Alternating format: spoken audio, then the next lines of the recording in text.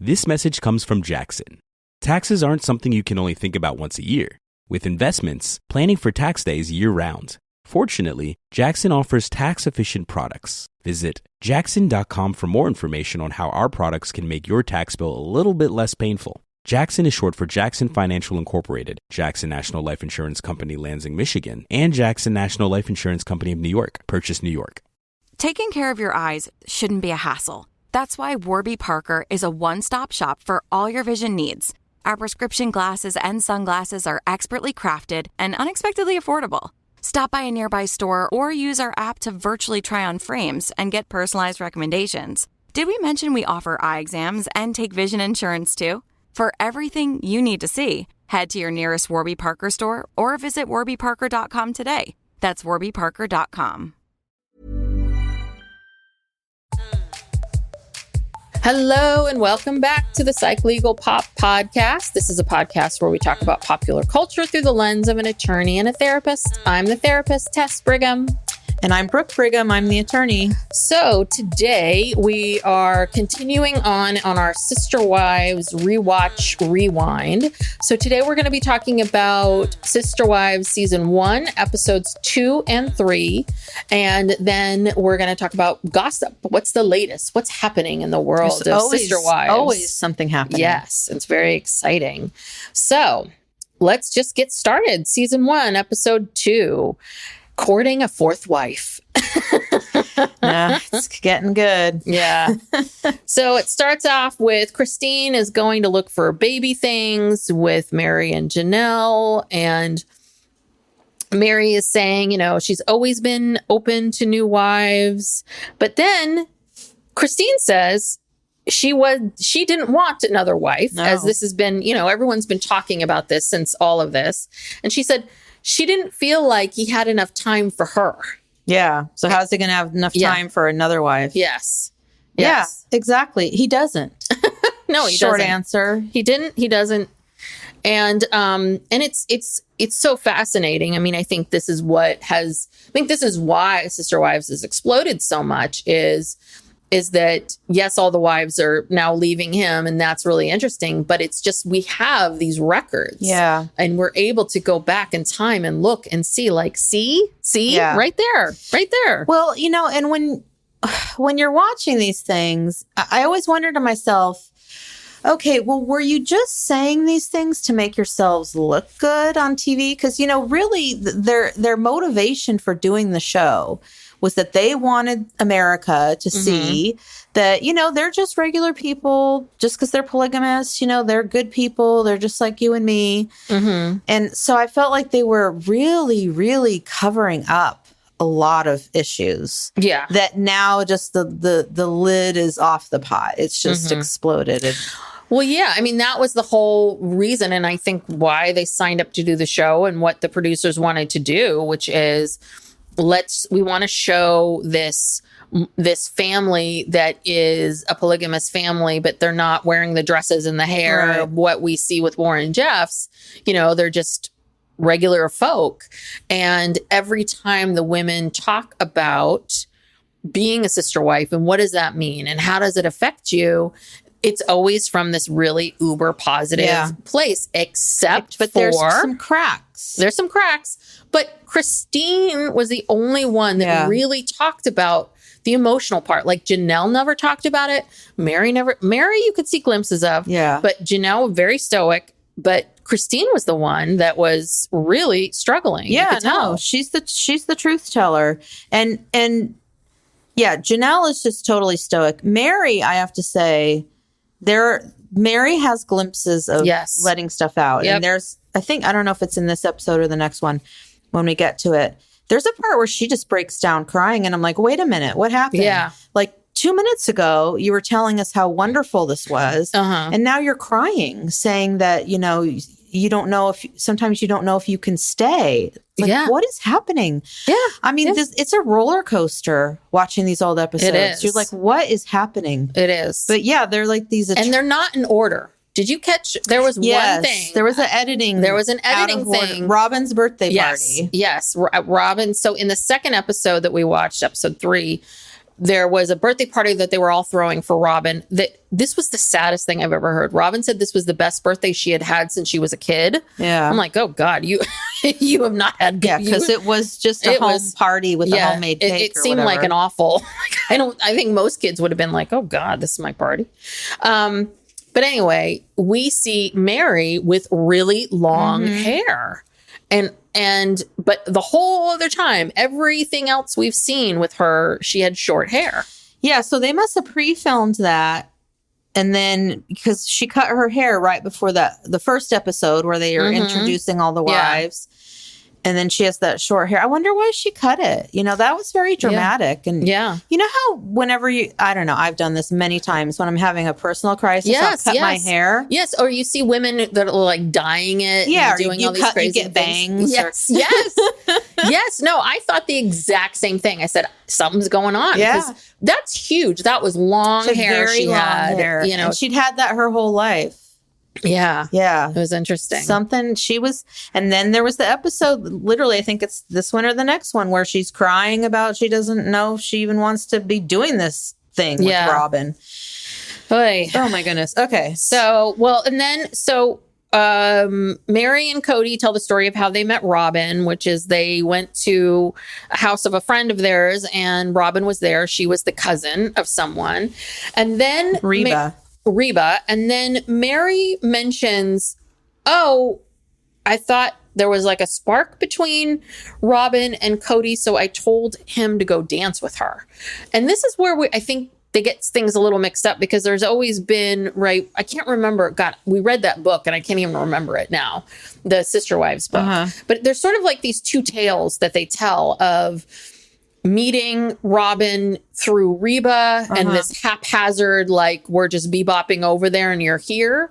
And then they talk about this dance at church because Kody talks about that in the book about how he saw Robyn in church and he saw all these things. So, well, no, Robyn saw him in church. Oh, but he didn't see her, or maybe they saw each other. But yeah, you're right. There's a dance and there's a barbecue at Reba's. And I don't know which one happened first. And we don't know if they were as organic as they thought they were. You know, I mean, so again, we don't know. They've talked about bringing in, they sort of allude to dating women and bringing in sister wives and all of this kind of stuff happening in the past.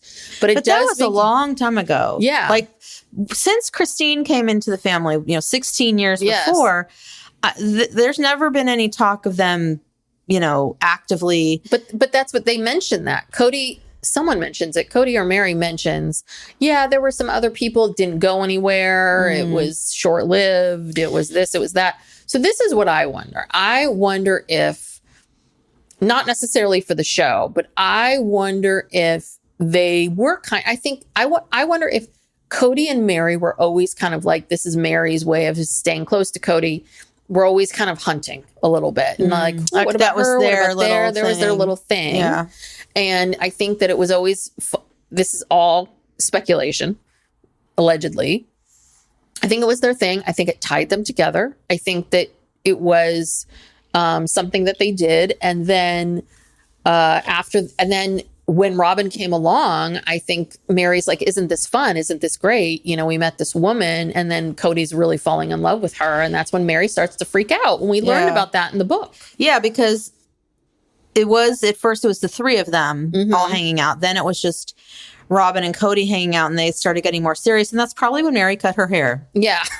I bet you anything. Probably around that time. Yes. Because she was like, oh my God, like what's happening? This is going to happen. Yeah. And not only is this going to happen, but he's really in love with her. In love. Yeah. And she's young and pretty and all of these things. So, yeah. Well, and you know what was sad? I think wasn't it before this was when Meri, Janelle, and Christine go to the baby shop and then they go out to lunch. Yeah. And they're talking about how, Robyn's really pretty and everything, but also she really is super nice. And then Christine says, well, Kody deserves a trophy wife. And I just hated that she said that. And it was like they were all kind of comparing themselves to Robyn. Yeah. And it was sad. And it was just like, oh, guys, no. Yeah. Like, Well, and this is the dysfunction of the stupid system.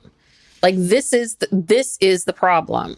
And we keep getting off track. I know. So, okay. So Meri and Kody talk about how they met her. We learn about Robyn. Robyn's 30, divorced. She has 3 kids. Dayton 9, Aurora 7, Brianna 5. And Robyn grew up in this lifestyle. And then we go back to Kody and we see, it was very cute to see like a very young Garrison. Was it Garrison? Gabe. Yeah. I wrote down Garrison, but it was Gabe. Gabe and Savannah helping Kody pack to see Robyn. Go see his girlfriend. Yeah. So then we see this. We see Kody say goodbye to Meri. And this is like Meri got very upset. She was very upset. In that moment, like he holds her and he's like, are you going to be okay? Are you going to be okay? And you could see her eyes.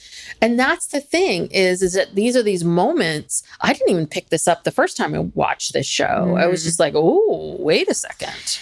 Yeah, no, she was very upset. And then he goes to say goodbye to Christine and he's like, are you okay? And she's like, I'm fine. But she's not fine. She's not. She's not fine. And so then he says he's taking Aspyn and Maddie to babysit. Yes. So that Kody and Robyn can go out on dates. Yes. But he was like, well, I'm going to bring some of my older girls, so that they can get to know each other and do this and that. It's like, no. It's because you guys are babysitters.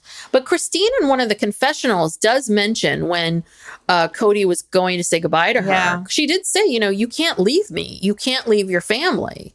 Like she really gets into like how disturbing and difficult. Yeah, she says you're replacing your family with Robyn and her kids. And then Christine said she realized it needed to happen, but it doesn't make it easier. Yeah, but why did it need to happen? Because I think that in this religion, when someone, quote unquote, gets a testimony, which I'm saying in air quotes, because I think that is the lamest. I hate that you mean when you claim that God told you to do something? Yes. God told me to do this. Like this whole, like, I got a testimony from God. No, you had an idea and you had a plan and you're doing what works for you. So own it at least.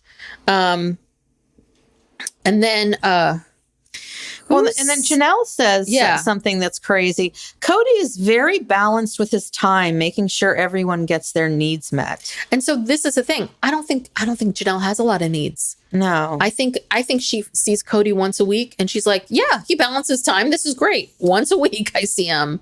Like I really don't think, and I think that's the other problem is that, each person in life needs something else. Like some people need a lot of attention. Some people don't. Some people need a lot of this and they don't need so much of that. And you've got 4 women who all have different needs at different levels with different relationships. And so, of course, each of them are going to react differently. But the religion tries to make everything like fair, like everyone gets a night or everyone gets this. Mm-hmm. And so it's quote unquote fair.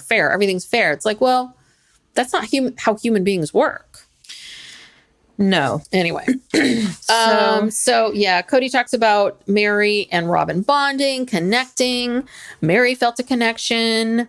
And then we see this scene. I'm sorry, I had to write this down. We see this scene of Robyn feeding her kids dinner. Okay, before Kody comes. So I'm looking at this. I'm like, what is she feeding these children? There were slices of bread, like just bread that you would have for a sandwich, but not toasted. No garlic bread, no nothing, no butter even. Just like slices of bread. There was a bowl full of celery sticks. Like nobody likes celery sticks. Nobody wants that. Even your children don't want that. And it was full. So your children really don't want that. And then the main meal they were eating was pasta with tomato sauce, which I understand, but with shredded cheddar cheese on top. Ew.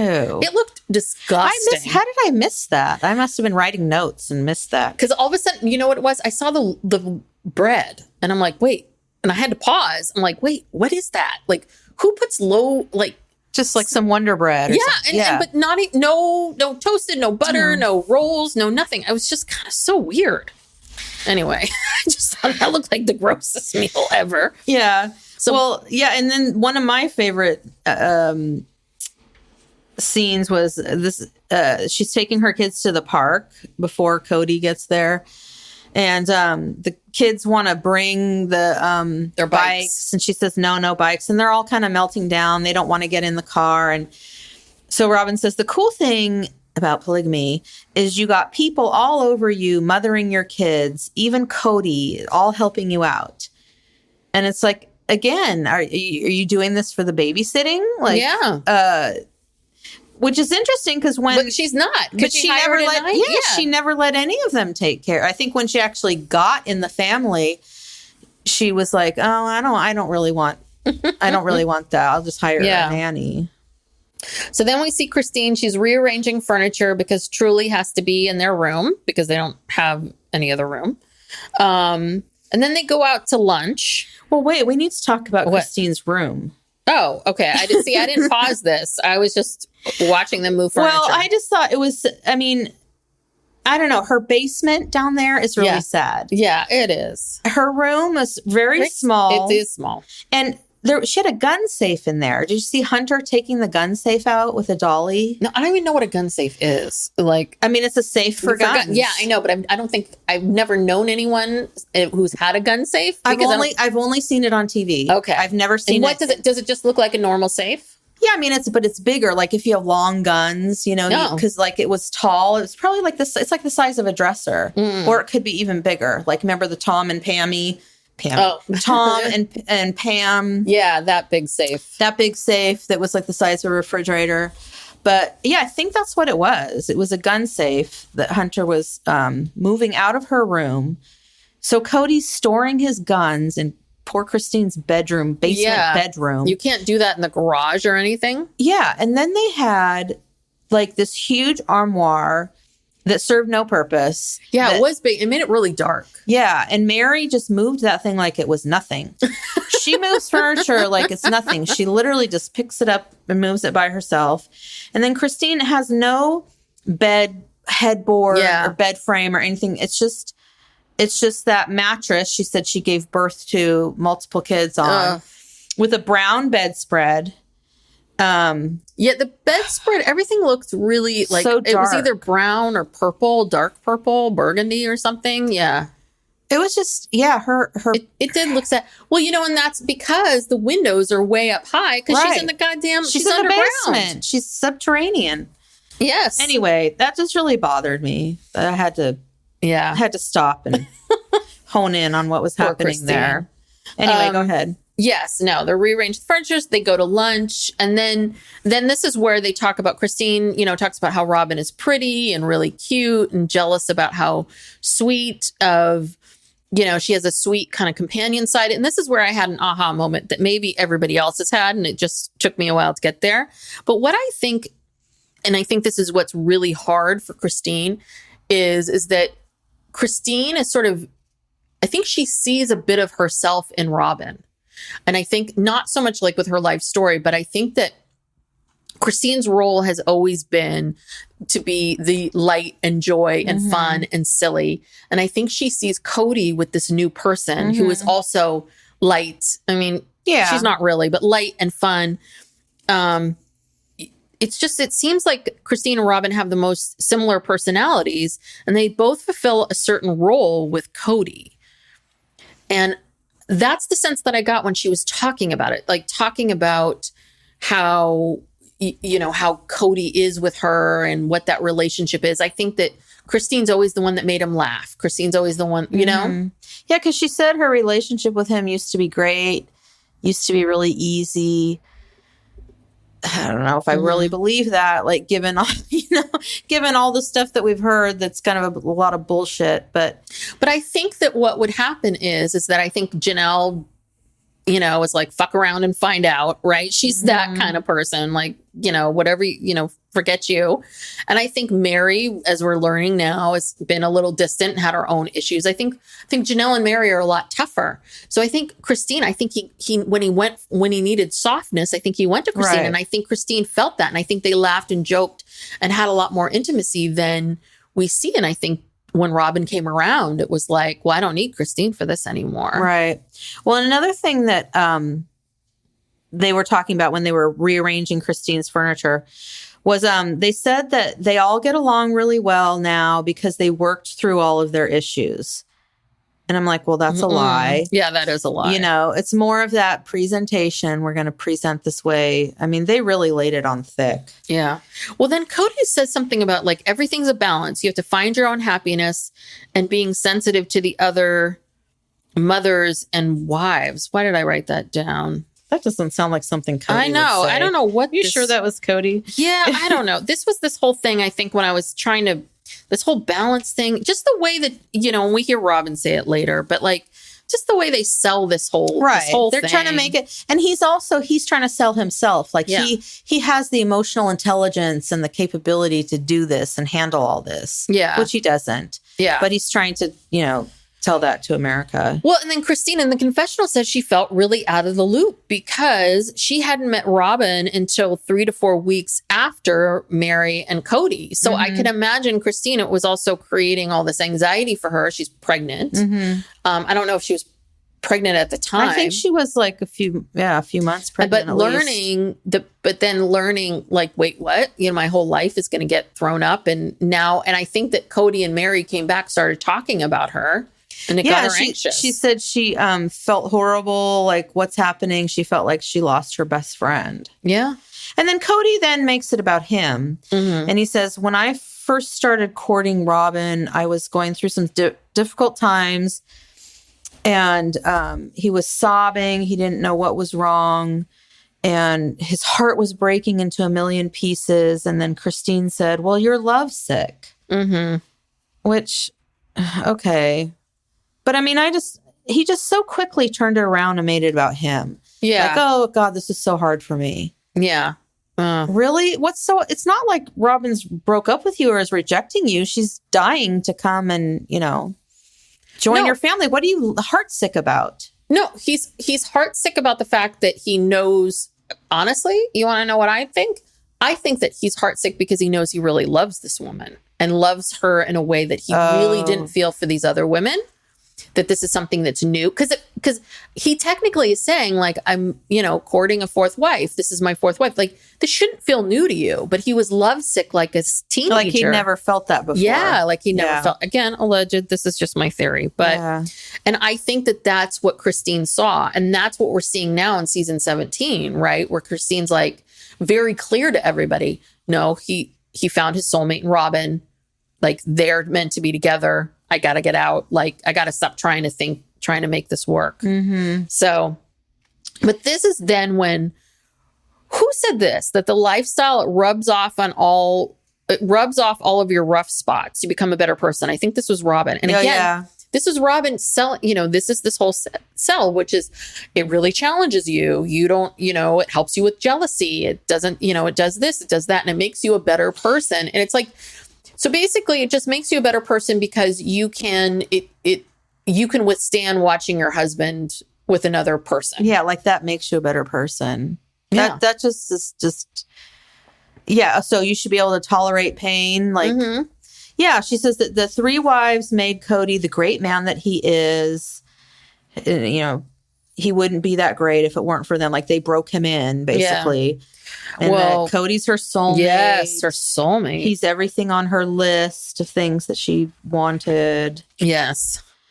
And then they they go to this restaurant. And this is what Ace and Caitlin are always talking about on their Sister Wives podcast about how they went to this Mexican restaurant and then they ordered hot chocolate. And as a drink. Robyn, I mean, they're sitting outside. It looked cold. But then Robyn's like, ooh, that sounds fun. I'm like, Jesus Christ, lady, the birthday party. She doesn't get out much. You don't get out much if hot chocolate outside and then eating a big burrito. Right. A burrito and hot chocolate don't pair well. Okay. Yes. You want like a Diet Coke or a margarita. Yeah. Not well, they don't drink, hot so that's chocolate, their problem. But anyway, they're just Well, Robyn's she's very Pollyanna-ish. Yeah. I mean, she's just. And I'm sorry, she's a bit of a dork. I mean, if you knew her in school, you'd think she was a dork. Well, she's she's one of those people who's she's like a know-it-all. Like she always pipes in with her, she knows everything about polygamy. She's like, well, in plural marriage and polygamous families, and she always breaks in with all of her, definitions and explanations and, all of her little counseling. As Janelle said, Counselor Robyn. Yeah. And it's like, Robyn, honey, you weren't in a plural marriage until you arrived here. Exactly. And it's like, shut up. Like, you don't she's one of those people. It's like, oh God, Robyn's raising her hand again. Nobody wants to hear it. Yeah. Well, Kody says he hasn't held hands with a woman in 16 years. He's rusty. What?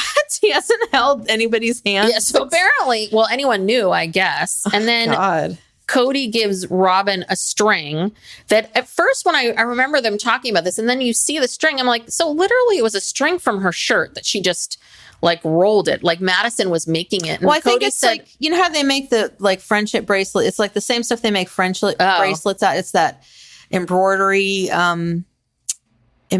thread. And yeah, they just make like a little ring. Mm.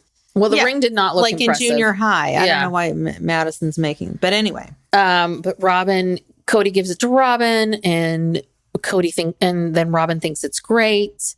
And yeah, she's easily impressed. So, and then he mentions at the end there that they've been courting for 4 months, which is a long time in the polygamist world. Yeah, it's time to move on to the next level. But again, that. So I guess if we are following all of this, then yeah, Christine was already pregnant by the time Robyn came in. Yeah. Okay. So now we're on to episode 3. And I think we're still there. We're watching them. Are we still at that restaurant?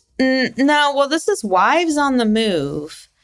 And this opens with, I think they're in Utah. He tells Maddie, Aspyn, Leon, and Mykelti to plan a birthday party for Robyn. So this is, I love how all the oldest children, or the oldest female, I don't want to, and Leon. Yeah. You know, I was like, of course. No Logan. No, well, and also too, no one, anyone else. He tells them that they need to plan this because he's busy planning to move Robyn there.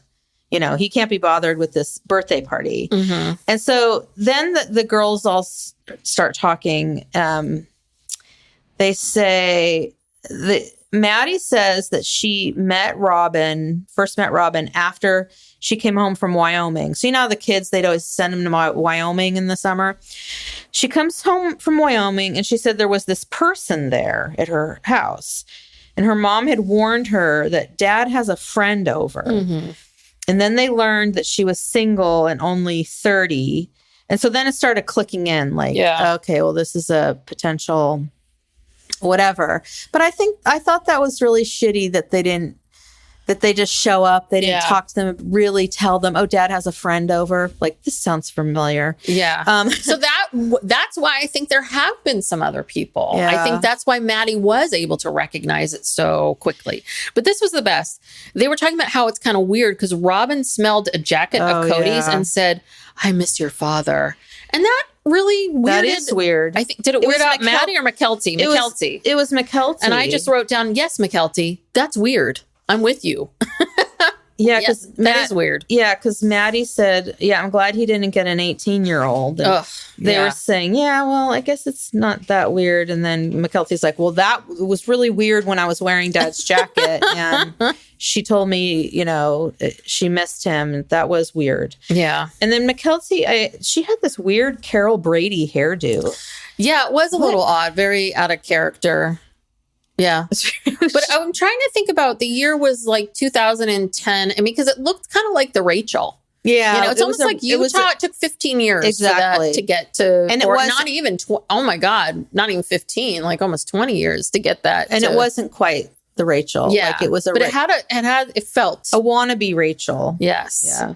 But I did do I mapped it because I was really curious about, because I've never been to Utah, because I was very curious about like, where's Lehi? Where's Salt Lake City? Mm-hmm. Where's St. George? So St. George is way at the very, very bottom of the state. And actually St. George is only like near Arizona.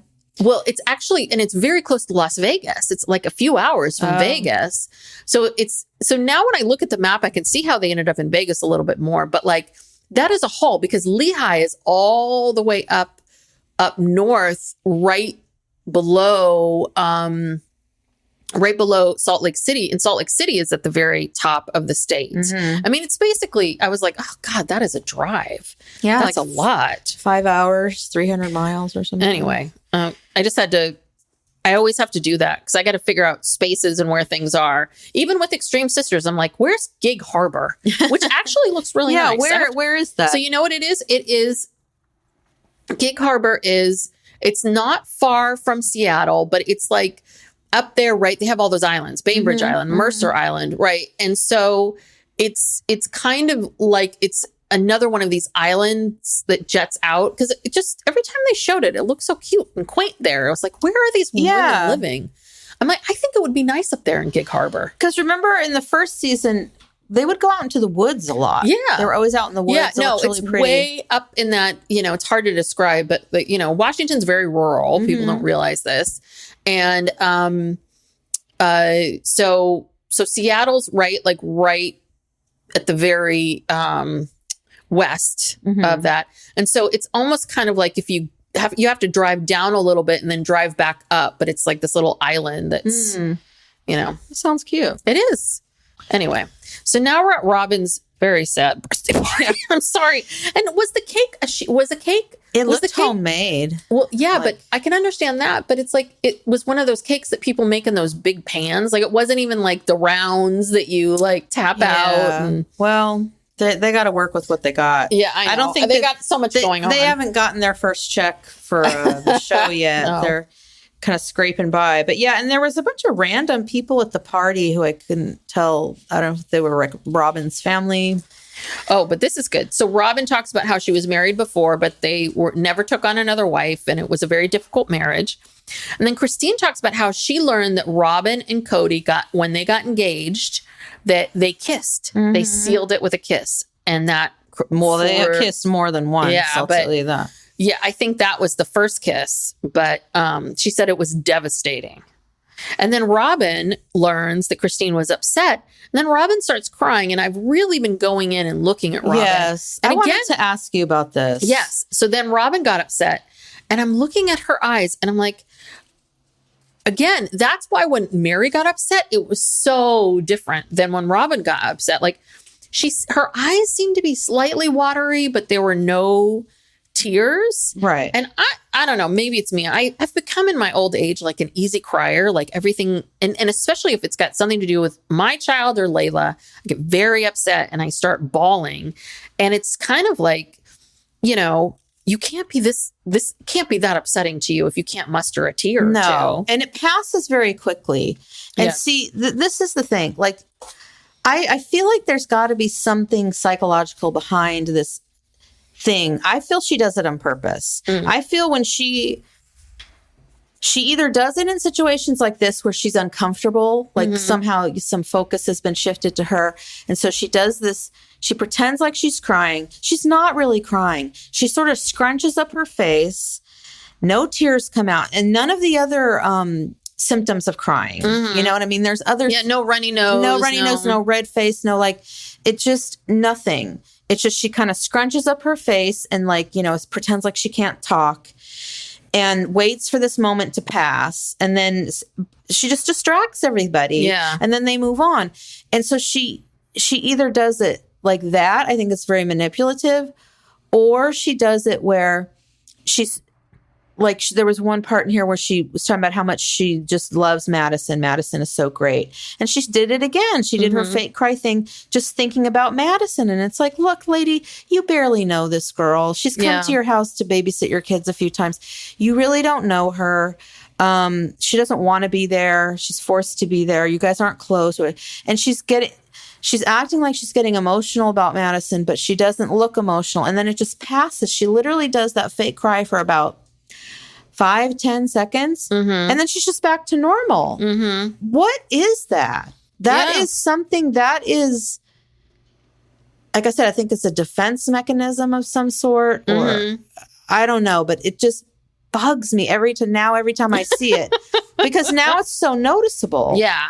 Yeah. All the time. Well, now it's like I'm zooming in, like really looking in and seeing like what is happening. I've never once seen a tear. I saw her, and then she tried to act like she was wiping tears. there was no tears to be wiped. Well, and the other thing, what's really interesting is that, you know, for most people, and especially adults in these kinds of situations, especially when you're being filmed, like if you're crying, you are fighting those feelings back, fighting in the way you react to it. And like, usually people just kind of they turn their heads and they hide their face. And yeah, the way it happens for her, it's different. Because again, when we see with Meri, Mary's really fighting it. She's really fighting it. And it's almost like you're right, where she kind of makes that sound and then, you know, kind of covers herself a little bit until she's better. I don't know. I don't, it could be she doesn't realize she's doing it. Like she thinks she's really sad, or she could be conscious of it or not conscious. Again, I don't think that Robyn is diabolical. I really don't think she's diabolical. I think that she doesn't know how to handle complex feelings.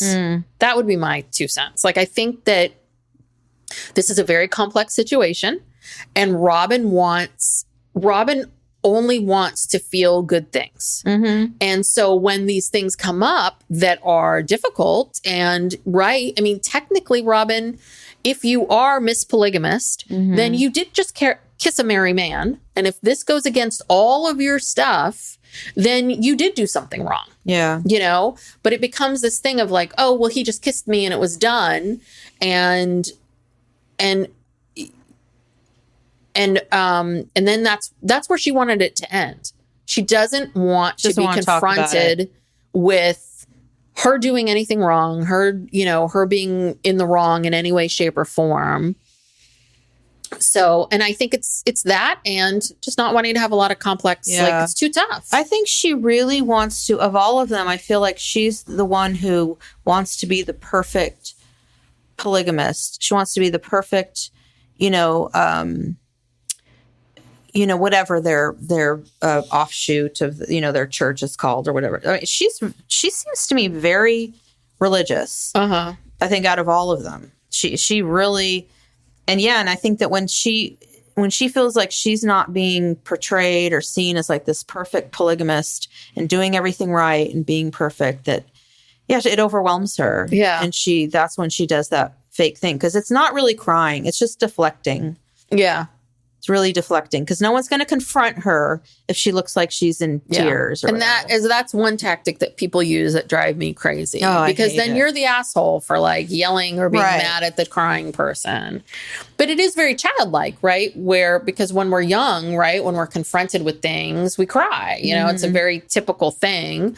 And I remember, and I saw it with other kids, and I think I did it too, where like, you would do something wrong and then you would feel bad and you'd cry and then you'd fall asleep, and I saw it happen with other little kids too, where it's just this reaction, it's overwhelm. Yeah.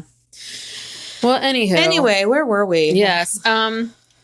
Yes. Robyn says she hasn't had a birthday party this nice since she was a child.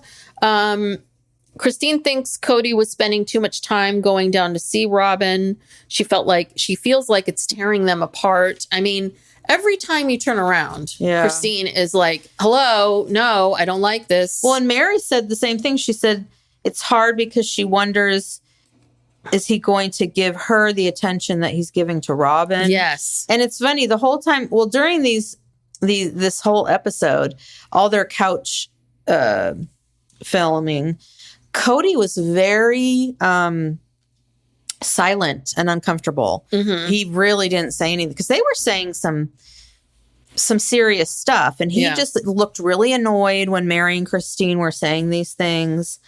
And this is when Meri breaks down. Yeah, and she says she thinks, I don't want to do this. I'm not comfortable with, or I am comfortable with Janelle and Christine. They get me. She says she doesn't even know if she wants to stay sometimes. She's staying because of her commitment and because of her child, because this is her family. And it's like, what happened? Like, this was a real turn of events. Because what she did say, which I thought was very true, which is she said, she and Kody have been married for 20 years. Robyn is the new thing. And I think that is a problem in these polygamous families. And I think it is a problem no matter what you are. It's human nature. Anything new is going to be more exciting. You know, any new person, any new love, any new whatever. This is why people cheat on their spouses, because they think, oh my God, I'm in love. And it's like, well, no, you're just excited about this new person. And it's different. And yeah, and I think that because I think that also Meri feels like she couldn't take, because if she left, and she's actually at this time legally married to Kody, but if she left, that would mean that she would be separating Leon from Leon's siblings. Right. And I think that Meri, of course, feels in this culture a lot of guilt because she didn't have more children or wasn't able to have more children. And so what makes Leon happy, because you could always tell in these early episodes, Leon had a lot of control. Like Leon, because Leon was an only child, but she had the sibling, but she was also, at the end of the day, she could go to her mom's place and be alone, and just be alone, and they could be get more only attention. Child. Yeah. And I feel like in future episodes, like the closer it got to when Leon was going to graduate from high school, the more Meri was feeling like, okay, well, what am I going to do? What about me? What is my purpose in this family? And am I even useful anymore? And, I think that caused a lot of problems. And, I think that was around the time when she may have started having Sam / Jackie. Yeah, well, that happened. And there might have been other things too. People are speculating, allegedly. But yeah, I think it even started here. You know, because Leon at this point, I think, is like 15. Yeah. That's not that far off from graduating high school. It's not. And obviously, because I have a 15-year-old, right? And you know what it's like. They become more independent. I mean, you really don't need to be watching them 24/7. You can leave them alone for extended periods of time. And yeah, I think that it really did create a lot of anxiety for her. And then during this entire time, she's feeling so overwhelmed and she's crying. And Kody's like playing with her hair. I know. Like kind of like flicking her hair and playing with her hair. And I was just like, ew. Oh God, stop. Don't touch me. Well, but I don't want anyone touching me when I'm crying. God. But he's playing with her hair like they're on a date or something. It's like, Kody, read the room. Oh, and he was so, like I said, he sat there the whole time, silent and uncomfortable. Yes. He didn't know what to do or say. Yeah. He was like, this is not what I had in mind when I signed up for this. Yeah. He looks very guilty. You're right. I wrote that too. Yeah. So then we see Christine and Kody. They're going to the OBGYN. And Christine at this time is 37. And she tells us she had a miscarriage a year ago. And she's very worried about this baby. She's concerned. So then we meet Dr. Bean, the OBGYN. That was great. And then I learned something new. I was like, you know what? The Learning Channel, thank you. I never knew about that change of heart. Oh, yeah. I was like, that's really interesting about how, you have to have a child has to have a change of heart in order to survive, where their heart valves all have to close. Yeah. You understood better than I. So I guess when they're in utero, the heart valve is open. It's open, always open. Because they need to get nutrient, like so that the food can. Yeah. Something about the blood circulating and the nutrient. Yeah. In order. And it bypasses the lungs. It just helps the baby grow. Right. And that when the baby is born, and that first minute where it first cries, your heart has to close. Yeah. And so you have to have a change of heart, and that's what keeps babies alive, right? Is that ability to do that. And I was like, oh, that's great. It's kind of sad, though, that your heart closes and then you have to live the rest of your life with a closed heart. You have to learn how to reopen it again. That is true. But listen, in our American way, having a closed heart is survival, right? I mean, our whole society is about that, but that is a whole other thing. So anyway, and then we see Kody and the kids trying to get everything together to move Robyn to Lehi. And then we see yet another, see that for the first time, we see the first Brown family dysfunction. And as trips go, this one actually wasn't too bad. Minutes. They were only 45 minutes behind. Only 45 minutes late. But they've got the whole family. They have 7 kids. And I didn't think Christine was there. I thought Christine, they had 3 cars. Christine, Meri, and then someone else was driving a car. Well, and Kody was driving the big. Logan and Kody were in the truck. Had a big truck that was way too big. They didn't and I understand why you needed some of the older kids, and especially the boys, right? Yeah. I'm sorry, but to help her move, I understand that part. But like, Christine's pregnant. What is she going to do? And I was like. And Janelle's like, well, I couldn't get out of work. Janelle was probably like, I'll just stay here and I'll look at I'll look after the younger kids. I'm like, how, Janelle? You're working. Well, like, also there were only the kids. I think the only kids that stayed behind were like Savannah and Gabe, Garrison. Oh, Garrison wasn't there. I don't think so. But like Gwen and Christine's kids were there. All of them. Gwen and Isabel. Was Peyton there? Yeah, Peyton was there. Yeah. So all of Christine's kids went, and maybe. Did Leon stay? Or was Leon there? I think Leon was there. I think the thing about Janelle having to look after younger kids I think it was just Savannah. Listen, I'm with you. If I'm Janelle, I'd be like, yeah, I don't want to drive 5 hours, spend the night, have to load a whole truck in. No. And then with the chaos abound. And with kids, 5 hours is when you're alone. With kids in the car, it's a good 7-8 hours. Well, yeah. And they did this all in one day. Did they do it? I thought that they spent the night there. Before. They had the same. Because I looked, they had the same clothes on. They drove in the morning. They got there. They loaded the truck. Wow. Drove back. Unloaded the truck. Because I know when they got to Robyn's new place, it was pitch black. It was pitch black. So I thought that was the second day. I don't think so. Oh, well, you're right. Maybe if they're all wearing the same clothes, they can't afford to all stay in a hotel. And if they had, we would have seen that. Yeah. Yeah, no. Well, but the show could have done it. But if I'm Christine, I'd be like, yeah, I'm going to stay here. Christine didn't need to go. I mean, but they just need Meri. Meri's the massive. She's the mover. She's the packer. She's the expert. Well, and Maddie was already there helping Robyn pack up. Yeah. And. And they were talking about how stressful it had been that Robyn hadn't, finally we're moving her here. Mm-hmm. It was so hard, not having her here. And Robyn said that she'd been looking for places and a job, and they even talked about moving her into the big house. And then Robyn was like, well, we can't do that because we're not married. And it's like, Sure, Robyn. That's why. No, you don't want to live in that house, and they don't want you there either. Yeah, I was going to say, and where? Where were you going to live? The only place you could potentially live is in Meri's section. And I bet you anything, Meri was like, oh no, she doesn't want that chaos. No. So then we learn more about Robyn, how she had to hide her lifestyle when she was young, that once people see that this, when the show, when it comes out, everyone will know. And then there's Maddie, and she says she doesn't want to live this lifestyle, but, she's okay. And then Robyn then says something to her like, oh, but if you don't live this lifestyle, you wouldn't have someone cool like me in your life. And Maddie was just like, like, I can make friends, lady. Robyn. And that's the other thing, too. Robyn feels like, it's almost like, don't you have any confidence that you can make friends, Robyn? You need sister wives so badly. Anyway, so we learn about Dayton, that he has Asperger's, but now it's no longer Asperger's. It's just autism, but he's very, very high functioning.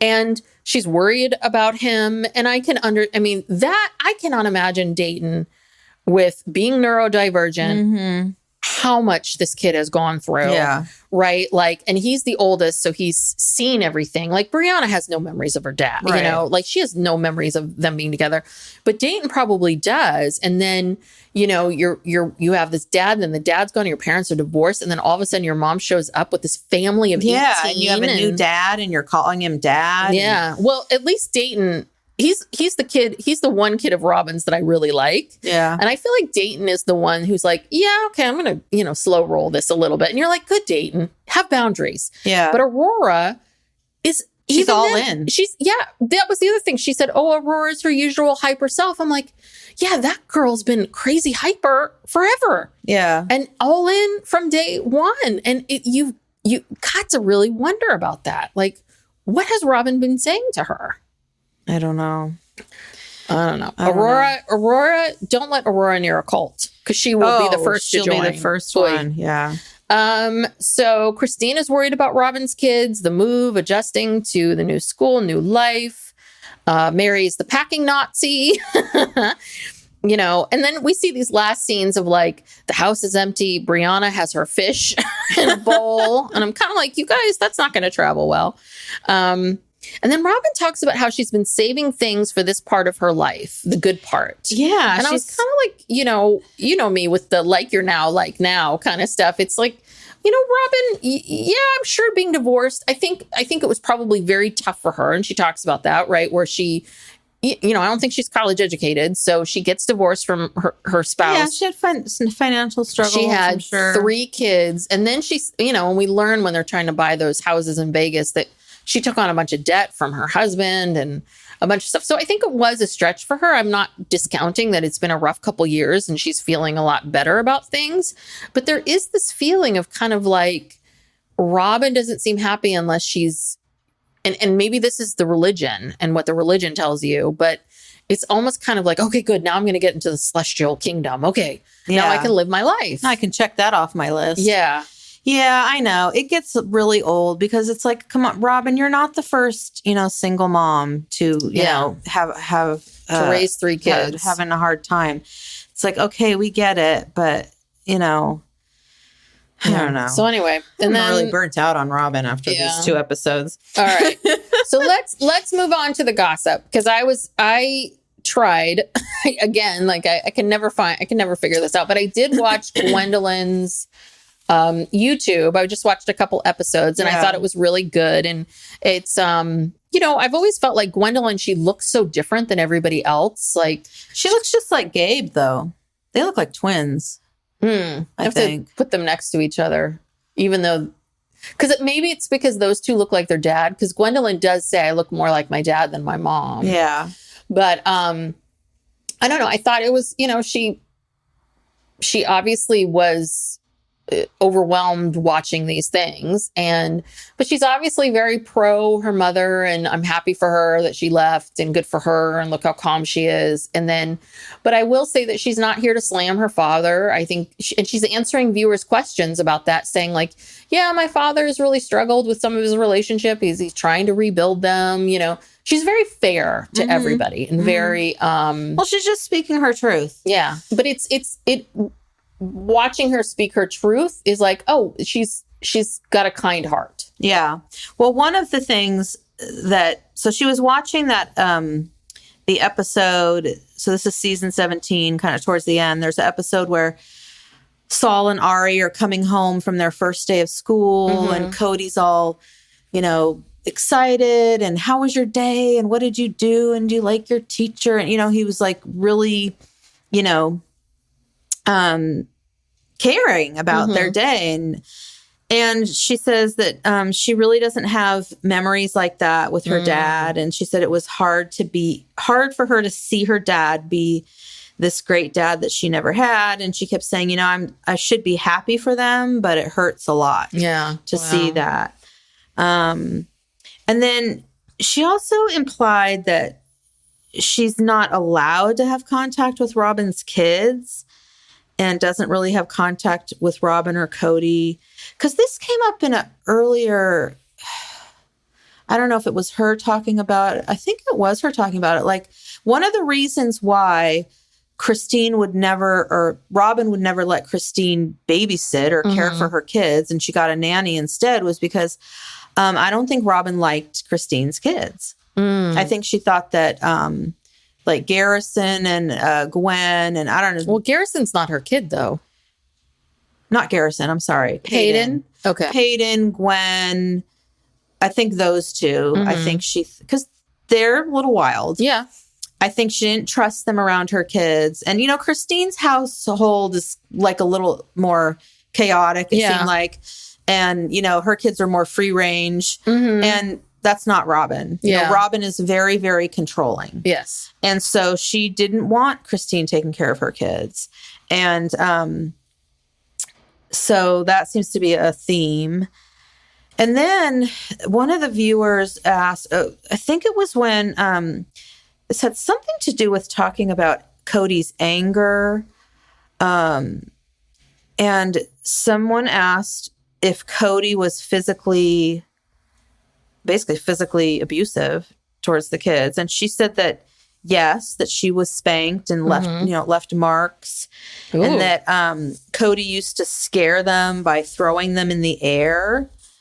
She remembers he would pick them up and throw them in the air in an anger fit. Oh God. Oh. Yeah. And she says she remembers being bruised from being spanked. Jesus. And then also she talks about it more over here. Okay, so then she was looking at the episode, the knife in the kidneys episode, and she was very shocked. She looked horrified through the whole thing. And, because Kody's going off and she's saying, well, that's not true. And she's saying, well, my mom was trying. And, she was like, what the hell just happened? What am I watching? And yeah, he was trying to say how he was such a loving husband. And then Gwen is referring to, well, then why did you write in a book that you thought that my mom was a pig? Mm-hmm. That's the infamous nachos. Yeah, real loving husband. And she said that, in that episode, you're starting to see the true side of him. And she said, he's certainly yelled at me like that before. Interesting. So I only watched, I guess I need to go deeper into them because I think I only watched her watching the second or third episode. So that's before things started to get this bad. So maybe I need to go farther in. She had a real reaction to that and basically kind of confirmed that, that's the real Kody. Yeah. And she also said that honestly, he doesn't have good relationships with any of his kids. Oh. So she's become a lot less diplomatic as the season goes on because she was very diplomatic when I was watching, the episodes that I watched. Yeah, I think maybe at first, she was afraid to say too much. I don't know. But yeah, that's kind of it for that's what's out right now. That's what the current, the last episode she just released about the knife and the kidneys. And when she also said, I think during that episode, Kody said that none of the kids were close and none of them were fitting into the family. He was only a couple of Janelle's kids were close to a couple of Christine's kids. Exactly. And we know that's not true. Gwen said that's not true. She says she feels like the majority of kids are close and some are closer than others, but there's no problem with the kids. Yeah. The problem is Kody. He's the common denominator here. Yeah. So yeah. And then, Gwen had a engagement party. There were pictures of Christine with all the daughters. I didn't see Peyton there, and I didn't see Kody in any pictures. So I don't know if it was a all girls thing or what. Or maybe Dad didn't want to come, or maybe she didn't invite Dad. True. Yeah. I don't even think they're really speaking to each other, honestly. Yeah. But and then I don't know if you knew about this. So it turns out that toxicity. Yeah, I saw that. Total hoax. It was a total hoax. Oh, okay. I don't know. They just came on and they said, you've been part of a social experiment. And their goal was to create a narrative and track the spread of it among social media platforms and websites. And they said that people just basically just took this information and ran with it without any further proof and just continued to spread the narrative. Well, it's interesting. So I don't know, but they sure did go to great lengths to come up with some, a lot of gossip and, stories and conspiracy theories and whatever. So I guess that's over. I guess that's not a thing. And also on one of McKelty's, I think this was a live that someone had reported about. She was talking about how Kody and Meri were emotionally abusive to each other and fought a lot. Interesting. Yeah. There was not physical abuse, but very emotionally abusive. Yeah, those two, I think there's just so much we don't know. Oh, yeah. I think there's layers upon layers upon layers. Very, very much. But the good news is, Christine, she did a hard launch of her new boyfriend. Yes. I'm very excited to talk about this. Very excited. I'm following him on Instagram. Oh, you are? Yeah, because he had a private account. And so I'm like, this is so not me. It's not you. I never asked to follow people, but I'm like, let me see if I ask.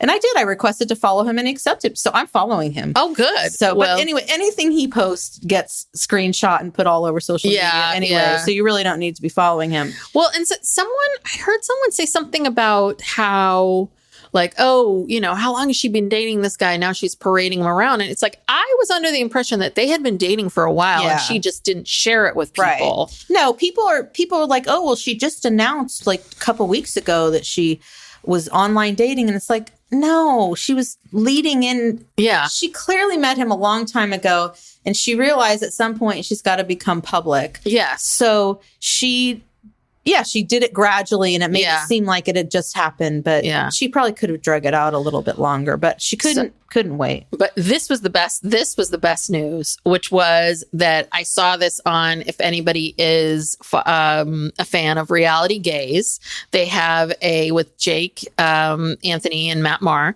and they have a Facebook group called the Sissy Squad. It's very good if you're not part of it and not listening to them. So someone said something about how I think Christine's new boyfriend has big dick energy, BDE. And so Jake Poodle has a gift. He has a gift. He has a gift. He talks about it incessantly, but he has a gift. He can really, and I will tell you that it is, it's not like, oh, he's big, he's small, he's this, he's that. I mean, he really gets into some detail. And big dick energy is more than just size. Yes. Am I right? I mean, it's attitude, a little bit more to it. But it's almost kind of like you got the swagger because you got it kind of a thing. But so someone asked Jake to confirm. And Jake gave it a thumbs up. So if Jake says it's real, it's real. Well, that makes me even happier. Yeah. So good for you, Christine. She is glowing. She's looked, this is the best she's looked, especially when you go back to these old episodes. I'm like, just how much better, she just looks. She's glowing. She's glowing. She looks happy. She's glowing. She's got someone who loves her, who's sitting there with her grandchildren. Right. And she's living her best life. Yeah. So good for you, Christine. They're very lovey-dovey. They post, she'll post something and then he'll comment, oh, I love you so much and I miss you. So she went to, so Maddie had a baby a couple weeks ago, a baby girl named Josephine. Joey is, for short. And so Christine said she was driving to North Carolina, to visit them, meet the new baby. And then they showed Christine in the car with David, her boyfriend. And like they said something about going on a road trip, whatever. And I'm like, oh my God, is he going? Kody's going to lose his shit. Because Kody hasn't even seen that grandbaby yet. Oh, no. Well, and since Kody can't go for Isabel's surgery. Right. But David who apparently is very successful. Apparently David's got some money. He's got his own construction business or something. But this guy can make the time to get in his car to go because you know why? It's important to Christine. Exactly. And he said to himself, this is important to my new girlfriend. So I'm going to go do this. Kody. Yeah. So it seems like he's met the baby before Kody. Yes. And then I don't know where I read this, but someone was talking about, well, what happens if, he's obviously going to be in this next season because they showed he and Christine at Christine's house, they were having a Super Bowl party and there was a full on camera crew there. Okay. So he's filming with her. Okay. So, but I don't think it's but this is a good sign because I think is it for season 18 or is it for season 19? Because this has been like, I think that if they've been filming this whole time, I think season 18's been done. This might be for season 19. It could be. God, I hope so. But either way, that means he and Kody are going to be on the same show. Like they're going to be basically co-workers. How's this going to work? I don't know. Because that Kody is not going to share the stage with anybody. He's I think he's made some public comments about how it's too soon. Christine is wet behind the ears. I had wrote that down. Kody. Sure, he does not like having this guy around his kids or his grandkids or anything. But you know what? I think everybody's attitude is like, well, sorry. You can either stay on the gravy train and stay on the show, or you can leave. Yeah. And honestly, nobody cares. They'll watch a spinoff with, with Janelle and Christine. I mean, honestly, if Kody, and the thing is that even though his ego would never, if he had all the control, he would be willing to be like, no, he's not going to do this. But they know that they don't necessarily need Kody. No. At this point. So fuck around and find out, Kody, because guess what? Your gravy train is this show. Yeah. And the two of you and Robyn don't look like you want to work. No. So if you don't want to go to a job every day like the rest of us and have clients and people you have to deal with, if you just want to make spend $100 to say happy birthday to someone, if you want that, then this is what you need to do. Yeah, because he has his gun show business, but he likes attention. Yes, he does. And I don't know if we talked about this in the last gossip episode or if we just talked about it off the air, but was it Gwen? I don't know who it was, or maybe it was that toxicity, which we can't trust anymore. But regardless of who said it, I believe it. They were talking about how Kody is obsessed with what's online. Yes. And he goes online and he creates these fake accounts. Yes, we were talking about that. Yeah, the fake accounts. So he can go and see what people are saying about him. I'm sure he comments, and goes into Reddit threads and comments, whatever. So yeah, he is obsessed with attention. And so he's not going to give that up. Well, I saw something else in another Facebook group. Maybe it was like Juicy Scoop or something like that. But someone said, my husband and I were in Vegas and we see Kody and Robyn. Oh, I saw that. Yeah. And then apparently she was just like, oh, interesting. The husband had no idea who these people were. And that Kody insisted on taking a picture of the four of them. And she didn't even ask. Like this woman was just kind of like, God. She just kind of approached them like, oh, hi, hey, I know you from TV, blah, blah, blah. And was like, gonna leave. Right. And then, because I would never ask someone for a picture. Like people just want that so they can put it on their social media. But I'm one of these people that would never do that. So I can imagine she's one of these people. And then all of a sudden because Cody's taking the picture. You can tell by the arm. Oh. And the husband is just like the other husband's like, hi, like who are these people that I'm posing with? Oh my gosh. So he'll get it wherever he can take it. He's like, yeah these people probably post this on their social media and people will see it. And Yeah.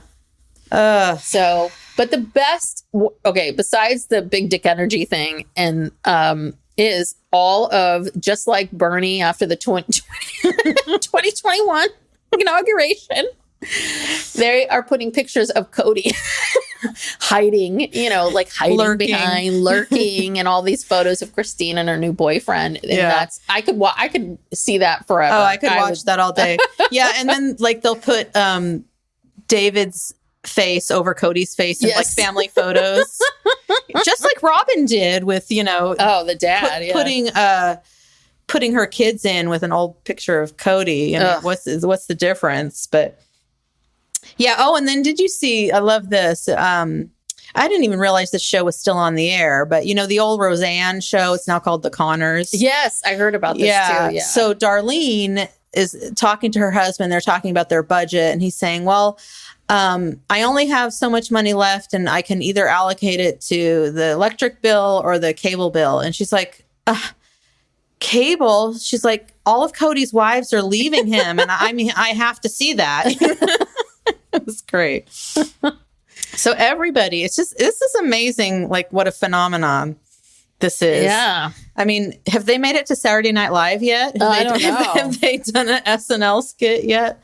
Maybe, but I don't know. Is it still too niche, fringe? Do you know what I mean? Right? I don't know. I mean, it's on The Connors. It's on a network. Yeah, that's true. So maybe it'll get to SNL soon. Yeah, it should. What a time to be alive! What a time to be alive! Here, watching Cody's wives leave him. Well, we are here, just like in Hamilton, where they're like, here in the room where it dawn happens. of a new day.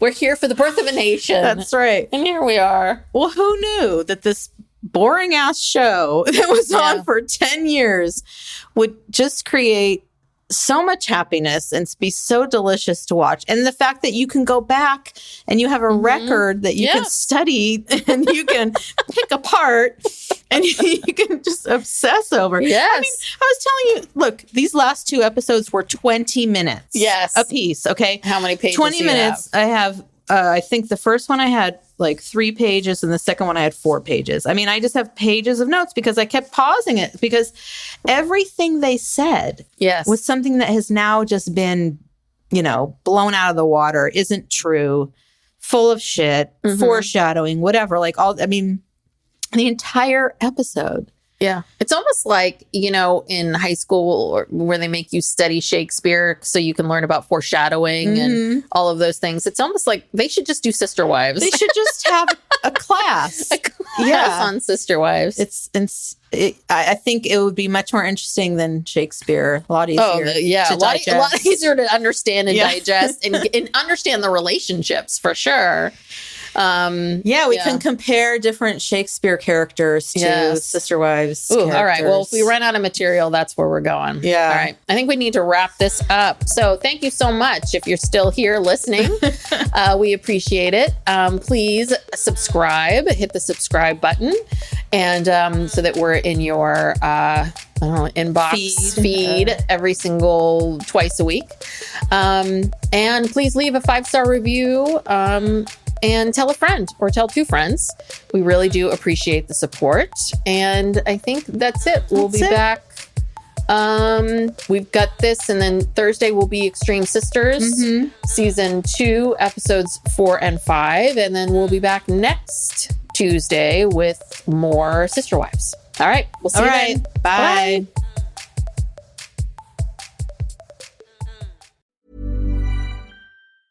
This message comes from Jackson. Taxes aren't something you can only think about once a year. With investments, planning for tax day is year-round. Fortunately, Jackson offers tax-efficient products. Visit jackson.com for more information on how our products can make your tax bill a little bit less painful. Jackson is short for Jackson Financial Incorporated, Jackson National Life Insurance Company, Lansing, Michigan, and Jackson National Life Insurance Company of New York, Purchase, New York.